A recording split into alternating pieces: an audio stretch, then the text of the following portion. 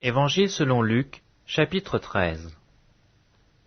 En ce même temps, quelques personnes qui se trouvaient là racontaient à Jésus ce qui était arrivé à des Galiléens dont Pilate avait mêlé le sang avec celui de leur sacrifice. Il leur répondit, « Croyez-vous que ces Galiléens fussent de plus grands pécheurs que tous les autres Galiléens parce qu'ils ont souffert de la sorte? Non, je vous dis. Mais si vous ne vous repentez, vous périrez tous également. » Ou bien ces 18 personnes sur qui est tombée la tour de Siloé et qu'elle a tuées, croyez-vous qu'elles fussent plus coupables que tous les autres habitants de Jérusalem? Non, je vous le dis. Mais si vous ne vous repentez, vous périrez tous également. Il dit aussi cette parabole. Un homme avait un figuier planté dans sa vigne. Il vint pour y chercher du fruit, et il n'en trouva point. Alors il dit au vigneron, « Voilà 3 ans que je viens chercher du fruit à ce figuier, et je n'en trouve point. Coupe-le. Pourquoi occupe-t-il la terre inutilement ?» Le vigneron lui répondit, « Seigneur, laisse-le encore cette année. Je creuserai tout autour, et j'y mettrai du fumier. Peut-être à l'avenir donnera-t-il du fruit, sinon tu le couperas. » Jésus enseignait dans une des synagogues le jour du sabbat. Et voici, il y avait là une femme possédée d'un esprit qui la rendait infirme depuis 18 ans. Elle était courbée et ne pouvait aucunement se redresser. Lorsqu'il la vit, Jésus lui adressa la parole et lui dit, « Femme, tu es délivrée de ton infirmité. » Et il lui imposa les mains. À l'instant, elle se redressa et glorifia Dieu. Mais le chef de la synagogue, indigné de ce que Jésus avait opéré cette guérison un jour de sabbat, dit à la foule, « Il y a 6 jours pour travailler. Venez donc vous faire guérir ces jours-là, et non pas le jour du sabbat. » « Hypocrite, lui répondit le Seigneur, est-ce que chacun de vous, le jour du sabbat, ne détache pas de la crèche son bœuf ou son âne pour le mener boire?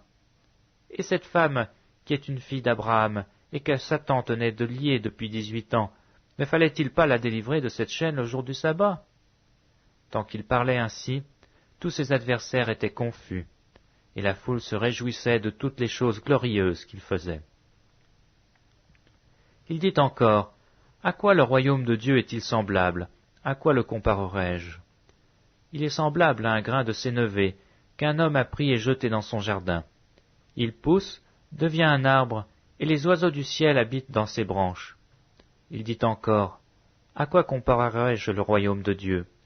Il est semblable à du levain qu'une femme a pris et mis dans 3 mesures de farine pour faire lever toute la pâte. » Jésus traversait les villes et les villages, enseignant et faisant route vers Jérusalem. Quelqu'un lui dit, « Seigneur, n'y a-t-il que peu de gens qui soient sauvés? » Il leur répondit, « Efforcez-vous d'entrer par la porte étroite, car je vous le dis, beaucoup chercheront à entrer et ne le pourront pas. Quand le maître de la maison se sera levé et aura fermé la porte, et que vous, étant dehors, vous commencerez à frapper à la porte en disant, « Seigneur, Seigneur, ouvre-nous !» il vous répondra, « Je ne sais pas d'où vous êtes. » Alors vous vous mettrez à dire, « Nous avons mangé et bu devant toi, et tu as enseigné dans nos rues. » Et il répondra, « Je vous le dis, je ne sais pas d'où vous êtes. Retirez-vous de moi, vous tous ouvriers d'iniquité. » C'est là qu'il y aura des pleurs et des grincements de dents, quand vous verrez Abraham, Isaac et Jacob, et tous les prophètes dans le royaume de Dieu, et que vous serez jetés dehors.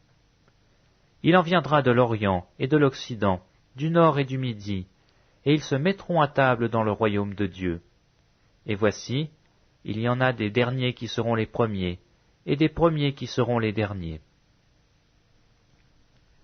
Ce même jour, quelques pharisiens vinrent lui dire, « Va-t'en, pars d'ici, car Hérode veut te tuer. » Il leur répondit, « Allez, et dites à ce renard, Voici, je chasse les démons, et je fais des guérisons aujourd'hui et demain, et le 3e jour j'aurai fini.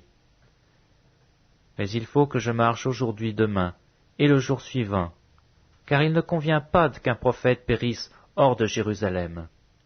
Jérusalem, Jérusalem, qui tue les prophètes et qui lapide ceux qui te sont envoyés.